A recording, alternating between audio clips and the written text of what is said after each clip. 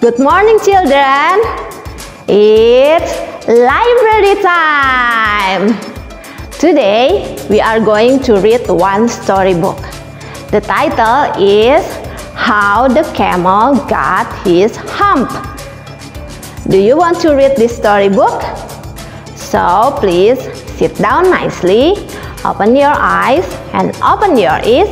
We are going to read this storybook. The title of this book is How the Camel Got His Hump, written by Miles Kelly, illustrated by Marta Alvarez. In the beginning of years when the world was new, there was a camel. The camel did not want to work for the man like the other animals. So he lived in the middle of the howling desert. He ate sticks and prickles and was most idle.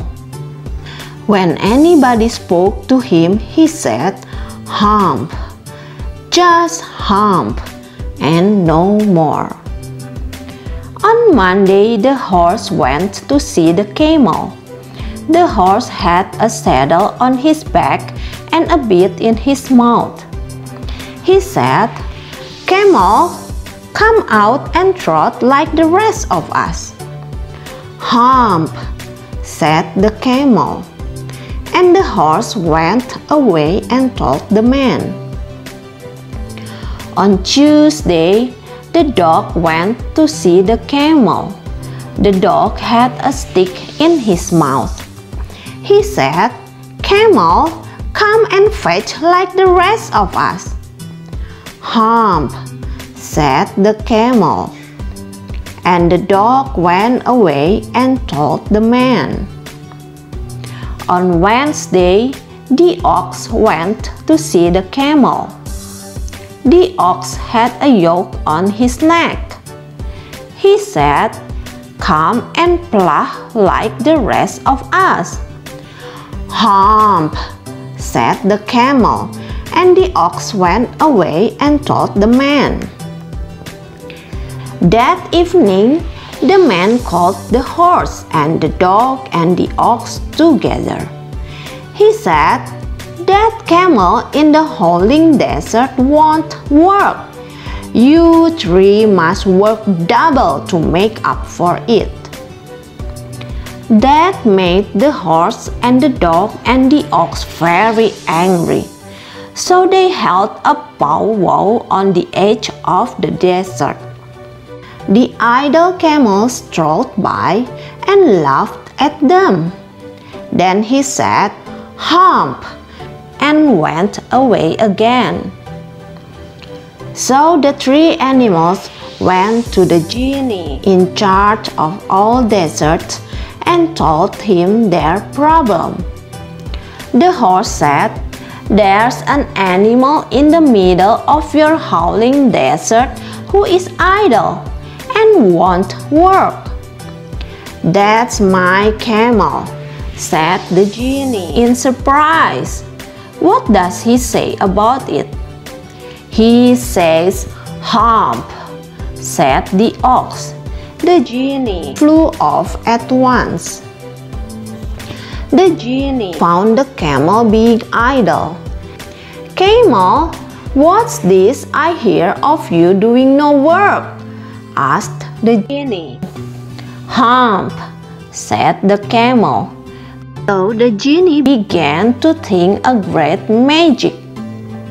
"You've given everyone extra work ever since Monday, all on account of your idleness," the genie went on. "Hump," said the camel. So the genie went on thinking a great magic. "I shouldn't say that again if I were you," said the genie. "You might say it once too often. Camel, I want you to work." but the camel only said, "Hump," again. No sooner had the camel said "hump" a third time than his back began puffing up into a great big hump.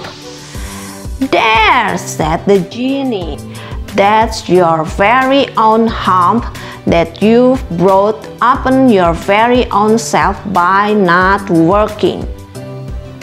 "But how can I work with this hump on my back?" cried the camel.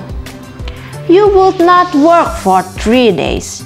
Your new hump lets you work for 3 days without eating," said the genie. So the camel humped himself, hump and all, and way away from the howling desert. And from that day to this, the camel always has a hump, but we call it a hump now, so as not to hurt his feeling.